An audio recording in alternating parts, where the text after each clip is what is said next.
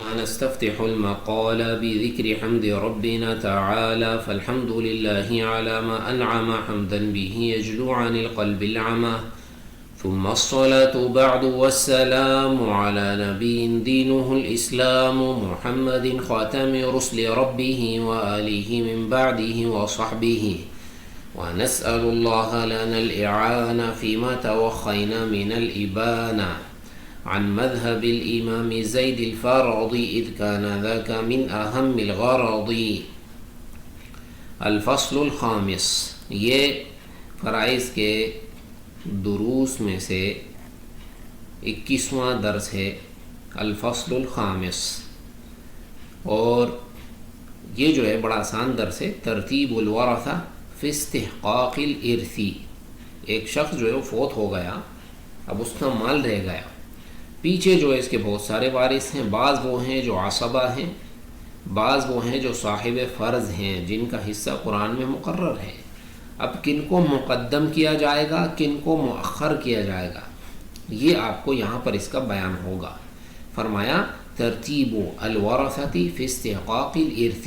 اصحاب الفرائض، ایک تو یہ ہے اصحاب الفروض، کہ اصحاب الفروض سے مراد وہ جن کا قرآن میں حصہ موجود ہے، اور یا جو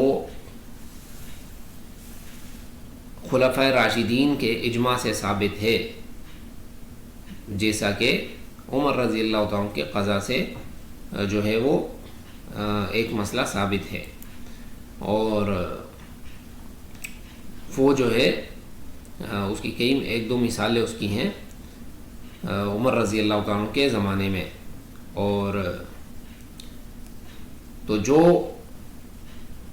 مسائل جن فروض کا حصہ قرآن میں یا اجماع میں بیان ہو چکا ہے، اجماع وہ جو خلفاء راشدین نے کیا ہے، کیونکہ آپ صلی اللہ علیہ وسلم نے فرمایا علیکم بسنتی وسنت الخلفاء الراشدین، ان کی سنت بھی حجت ہے. اس میں صرف ایک حصہ ہے اور اس کا بیان جو ہے وہ آگے آئے گا، جس کو ثلث الباقی بھی کہتے ہیں. ثلث الباقی بعد احد الزوجین، ثلث الباقی بعد احد الزوجین، کہ ام کو جو ہے وہ ثلث الباقی بعد احد الزوجین ملے گا.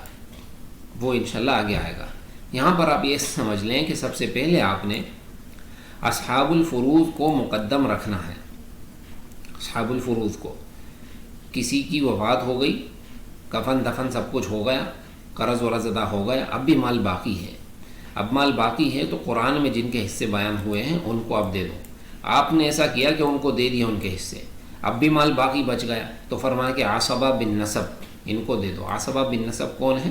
ابن و ان نزل، اب و ان علا، اولاد کی اولاد نہ ہو تو اولاد کی اولاد، والد نہ ہو تو والد کا والد.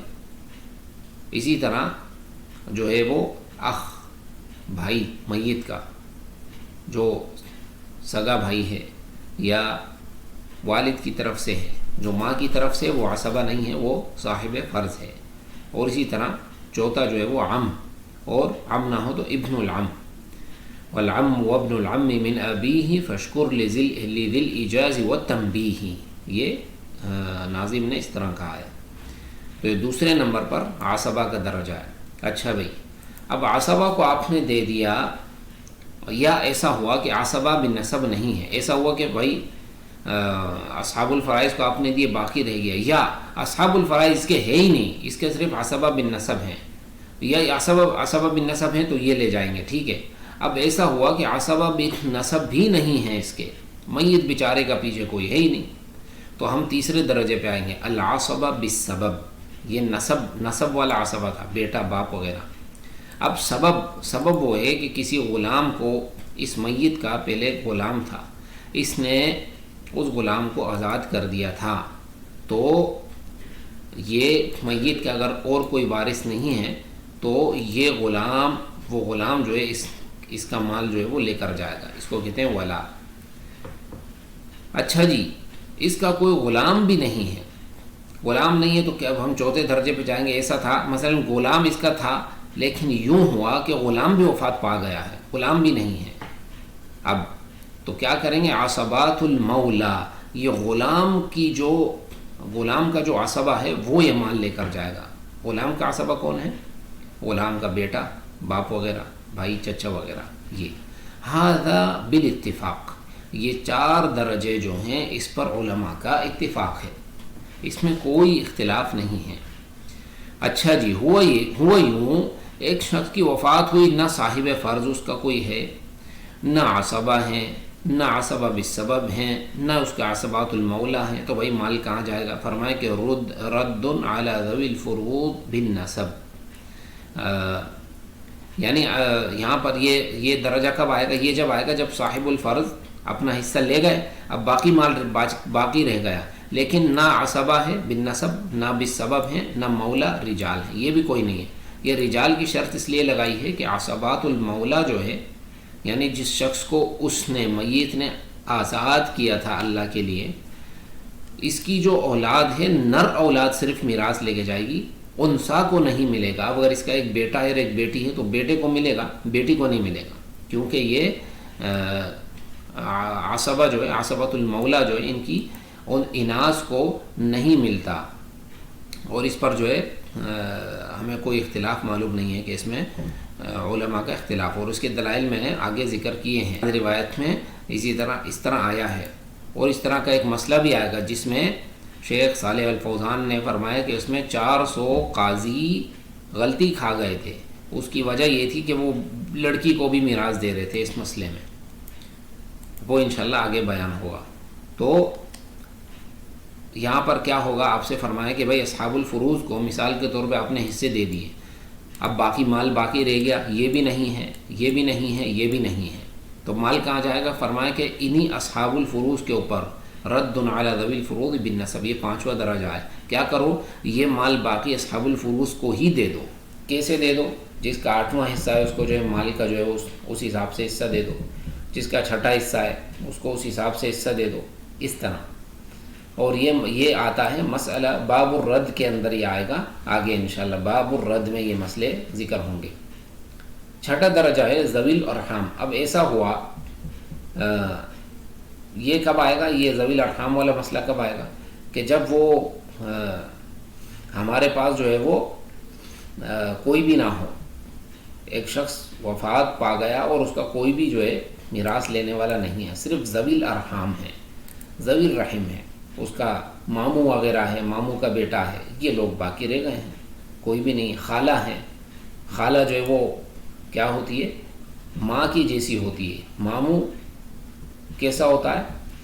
یہ والد کے جیسا ہوتا ہے. آپ صلی اللہ علیہ وسلم نے ایک حدیث میں آتا ہے، فرمائے کہ الخال وارث من لا وارث لہ، ماموں جو ہے وہ وارث ہے جس کا کوئی وارث نہیں ہو، تو ذوی الارحام کو مال ملے گا.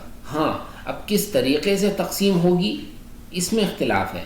یہ بات جان لیں کہ ذوی الارحام کو میراث دینے کا مذہب یہ صرف حنفیوں کا ہے اور حنابلہ کا ہے. امام مالک اور امام شافعی اس کے قائل نہیں ہیں، کہتے ہیں کہ ذوی الارحام کو ملے گا ہی نہیں، آگے جائے گا مال، آگے یہ سب درجات آ رہے ہیں، ان کو ملے گا، یا بیت المال کو ملے گا، ان کو نہیں ملے گا. لیکن راجح یہی ہے کہ ذوی الارحام کو ملے گا. اللہ پاک نے فرمایا وَأُولُو الْأَرْحَامِ بَعْضُهُمْ أَوْلَىٰ بِبَعْضٍ فِي کِتَابِ اللَّهِ. اولو الارحام جو ہے یہ ایک دوسرے کے زیادہ جو ہے مستحق ہیں، اور بیت المال تو عام لوگوں کا ہے، اور اولو الارحام یہ زیادہ نزدیک ہیں اس کے، تو چاہیے کہ اس کا مال ان کو ملے، تو ان کو ملے گا. پھر تقسیم کس طریقے سے ہوگا اس کا مسئلہ انشاءاللہ آگے آئے گا. حنابلہ کا مذہب جو ہے وہ الگ ہے اس میں، اور ان کا مذہب ایک اشارہ یہ کر دوں، ان کا مذہب یہ ہے کہ جو شخص جس کے واسطے میت کے قریب ہو رہا ہے اس کا حصہ اس کو دے دو. مثال کے طور پہ اب جو ہے وہ میت کی جو ہے وہ یوں ہوا کہ میت کا جو ماموں ہے، اب ماموں جو میت کا ہے تو اس کا میت کے ساتھ واسطہ اس کی جو ہے وہ ماں کی وجہ سے ہے، تو اس کو ماں کا حصہ دے دو، یا خالہ جو ہے اس کی، اس کو ماں کا حصہ دے دو، کیونکہ ان کا واسطہ جو ہے وہ ماں کی طرف سے بن رہا ہے. اس طرح احناف کا مذہب کیا ہے؟ احناف کا مذہب تھوڑا سا مختلف ہے، اس کا بیان انشاءاللہ آگے ہوگا. مولا الموالات، بھائی ایسا ہوا کہ ذوی الارحام بھی نہیں ہیں تو مال کہاں جائے گا؟ آپ سے حناف اور حنابلہ کہتے ہیں کہ مولا الموالات کو دے دو. مولا الموالات یہ جو ہے یہ حناف کا مذہب ہے. یہ صرف مولا الموالات یہ ہوتا ہے کہ پہلے اسلام میں جاہلیت میں یہ ہوتا تھا کہ کوئی شخص کسی دوسرے شخص سے، یعنی میری اور اس کی دوستی ہے، محمد اور زید کی دوستی ہے، تو محمد زید سے کہتا تھا کہ بھئی دمی دمک و مالی مالک، کہ میرا خون تمہارا خون، تمہارا مال میرا مال، میرا مال تمہارا مال، اس طرح. تو اس کا مطلب یہ ہوتا تھا کہ بھئی ایک دوسرے کے وارث ہو گئے. اب اگر زید کی وفات ہو گئی تو محمد مال لے کر جائے گا، محمد کی وفات ہو گئی تو زید اس کا مال جو ہے وہ لے کر جائے گا. یہاں پر میں نے ایک مسئلہ لکھا ہے کہ وزاد البعض الاسلام علی یدی، آپ نے کسی کو اسلام کی دعوت دی اور مسلمان ہو گیا، ٹھیک ہے، مسلمان ہو گئے، اب اس کے وارث تو ہیں لیکن کافر ہیں، اور کافر مسلمان کا مال لے کر نہیں جائیں گے. تو اب کل کو اس کی وفات ہو گئی تو مال کہاں جائے گا؟ فرمایا کہ مال جو ہے یہ تم لے جاؤ، تو تمہارے ہاتھ پہ مسلمان ہوا ہے. واشترط الحنفیہ المعاقدۃ والموالاۃ فدخل فی الموالاۃ. وزاد احمد و اسحاق ابن راہوے الالتقاط لحدیث. ہاں یہ جو ہے التقاط اس کو کہتے ہیں کہ کسی عورت نے کسی بچے کو روڈ پر پا لیا، یا اسپتال میں جو ہے اس کا باپ پتہ نہیں تھا، اس کی ماں پتہ نہیں، اس نے کہا چلو میں اس کو پال لوں گی، اس کو کہتے ہیں التقاط. اس نے جو اس کی تربیت وغیرہ کر دی، بڑا ہو گیا، کل کوئی بچہ مرے گا تو اس کی میراث اس عورت کو ملے گی. المرأۃ تحوز المرأۃ ثلاث، عورت جو ہے 3 میراث لے کے جائے گی. عتیقہ جسے اس نے آزاد کیا ہو، ولقیتہا یہ جو ہے طا کے ساتھ غالباً ہے، ولقیتہا جو اس نے جو ہے اٹھایا ہے کسی بچے کو، وولدہا الذی لا عنت علیہ، اور اس کا جو ہے اپنا بیٹا. اب ظاہر سی بات ہے وہ تو اس کا وارث جو ہے وہ ہے ہی ہے.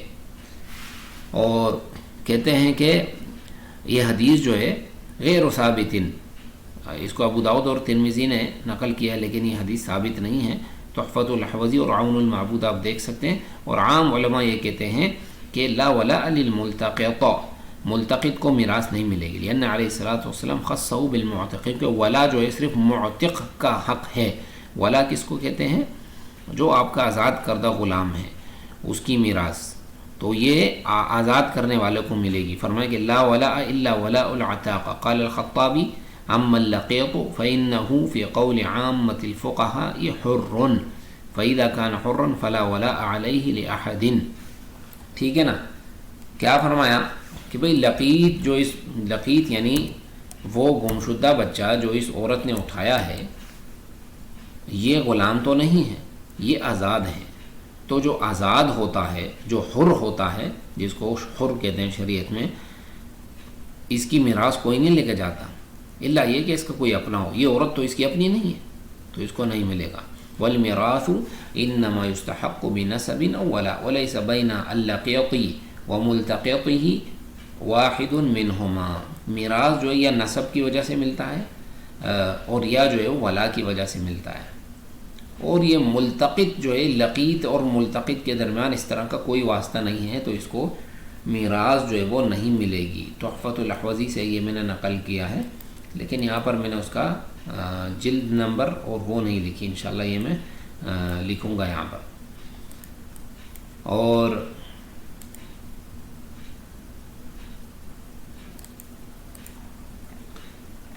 اچھا جی، مولا الموالات. مولا الموالات کا تو یہ میں آپ کو بتا دیا، جاہلیت میں وہ یہ کرتے تھے کہ تمہارا خون میرا خون اور میرا خون تمہارا خون، تم میرے وارث میں تمہارا وارث. یہ اسلام آیا تو یہ منسوخ ہو چکا ہے. البتہ احناف اس کو اب بھی منسوخ نہیں مانتے، وہ اس کو اب بھی جو ہے وہ مانتے ہیں آج کے زمانے میں. مقر له بالنسب علی الغیر. 8واں درجہ یہ ہے، کسی شخص کو آپ نے، آپ کے والد کی وفات ہوئی، ایک شخص آ گیا، اس نے کہا کہ بھائی میں بھی تو، آپ 3 بھائی ہیں، اب آپ ایک بھائی ہیں بڑے والے، آپ نے کہا کہ بھائی یہ فلاں ایک شخص کو آپ نے روڈ پہ پا لیا اور اس کا نسب بھی مجہول ہے، کوئی اس کو نہیں جانتا، آپ نے دعویٰ کر دیا کہ یہ میرا بھائی ہے. کون ہے یہ میرا بھائی ہے. اب وہ دو بھائی جو آپ کے سگے بھائی وہ کہہ رہے ابے نہیں یہ ہمارا بھائی نہیں ہے، آپ کہہ رہے ہو نہیں یہ ہمارا بھائی ہے، تو آپ کی میراث جو ہے آپ کے والد سے جو ملے گی آپ کے حصے میں تو یہ شریک ہوگا، لیکن جو دو بھائی ہیں وہ اپنی میراث پوری لے کر جائیں گے، کیونکہ المقر الاقرار اقرار حجت قاصرہ، اقرار جو ہے یہ ایسی دلیل ہے جو مقر کے اوپر لاگو ہوتی ہے، دوسروں کے اوپر یہ لاگو نہیں ہوگی۔ اور پھر نواں درجہ ہے موصی لہ بجمیع المال، یہ بھی انہوں نے ذکر کیا ہے کہ اگر میت نے کسی کے لیے اپنے مال کی وصیت کر دی تو وہ لے کے چلے، سارے مال کی وصیت کر دی۔ آپ کو یہ کہہ سکتا ہے کہ ابھی مال کی وصیت تو تیسرے حصے میں ہوتی ہے، ہاں اگر اس کے ورثہ ہوتے تو یہ وصیت اس کی باطل ہے، یہ نہیں ہوگی اس کی وصیت، لیکن ورثہ ہے ہی نہیں تو اس نے جس کے لیے وصیت کی بس اس کو دے دو نا، کیونکہ یہ اس کے نزدیک بھائی اچھا آدمی ہے، وارث اس کے تو ہے نہیں، وہ تو اس صورت میں ہے کہ جب وارث ہوں تو اس کی وصیت جو ہے صرف ثلث مال میں لاگو ہوگی، اس سے زیادہ لاگو نہیں ہوگی، الا ان یشاء الورثہ، الا یہ کہ ورثہ جو ہے اپنی مرضی سے وہ کام کریں۔ یہ بھی نہ ہو کہ اس نے وصیت بھی نہیں کی تو مال کہاں جا کے فرمایا کہ بیت المال کو دے دو، ماں مسلمانوں کے اوپر حاکم خرچ کر دے گا۔ وعند متأخر الحنفیہ يرد على الزوجین لفقد بیت المال الشرعی، اور متاخرین احناف جو ہیں وہ یہ کہتے ہیں کہ مال کو زوجین کے اوپر رد کر دو۔ اب زوجین صاحب الفرض ہیں، اوپر میں نے بیان کر دیا کہ بھی صاحب الفرض پر رد ہوگا، 5ویں درجے میں تھا، لیکن یہاں پر مراد وہ صاحب فرض ہیں جو زوج اور زوجہ کے علاوہ ہیں، اور یہ مسئلہ انشاءاللہ آگے آئے گا۔ دیکھیں یہ جو پورا درس میں نے آپ کو بیان کیا ہے یہ در حقیقت ایک مقدمہ ہے، اس کو صرف آپ یہاں پر آپ سے مطلوب کیا ہے آپ یہ یاد کر لیں، ترتیب یاد کریں، بھائی پہلے صاحب فرض ہے، پہلے ان کا درجہ ہے، پھر عصبہ بن نسب ہیں، پھر عصبہ بالسبب ہیں، پھر عصبۃ المولا ہیں، یہ بالاتفاق ہیں، اس میں کوئی اختلاف نہیں ہے، 4 میں 5واں ذوی الارحام ہیں، اور رد ہے، رد علی ذوی الفروض النسب، اور چھٹا جو ہے ذوی الارحام ہیں، وہ نہ ہو تو مولا الموالات یا حناف کے نزدیک مقر لہ بالنسب علی الغیر موصی لہ بجمیع المال۔ یہ آپ نے جو ہے اس طرح صرف ترتیب یہاں پر یاد کر لینی ہے، اس کی تفاصیل کیا ہیں یہ سب جو ہے انشاءاللہ آگے ایک ایک کر کے بیان ہوگا انشاءاللہ۔ اگلے درس میں جو ہے وہ میراث کے بارے میں آگے شروع ہوگا انشاءاللہ۔ واللہ اعلم وصلی اللہ علی نبینا وسلم۔